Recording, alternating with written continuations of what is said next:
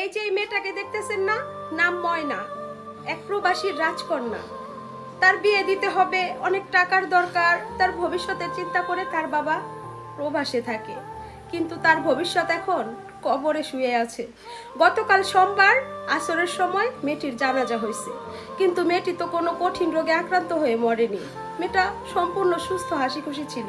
কে জানতো পুরুষ নামে কই থাবায় এই মেয়েটিকে অকালে প্রাণ দিতে হবে। আজ প্রবাসী বাবা চিৎকার করে ডাকতেছে তার কন্যাকে, কিন্তু সাড়া দিচ্ছে না। বুকের ভিতরটা না কেঁপে উঠতেছে, আর আল্লাহর কাছে বলতে ইচ্ছে করতেছে চিৎকার কইরা, আল্লাহ কাউরে তুমি মেয়ে সন্তান দিও না। এই মেয়ে হারানোর যন্ত্রণা বাবা মা কি করে সহ্য করবে? যদি অসুস্থ হয়ে মারা যাইতো, বাবা মা হয়তো বা মনের সান্ত্বনা দিতে পারতো। কিন্তু এই যে ভয়ঙ্কর, এই ভয়ঙ্কর, আমি আরেকটা মেয়ের মা, আমারও মেয়ে আছে। আমি এই মেয়ের দিকে যতবার তাকাচ্ছি, এই মেয়ের কথা যতবার ভাবতেছি, আবার কলিজাটা বারবার ক্ষতবিক্ষত হয়ে যেতেছে। তো যাই হোক, আমাদের এই দেশে কারো নিরাপত্তা নেই, না মেয়ে না মেয়ের মা, কারো না।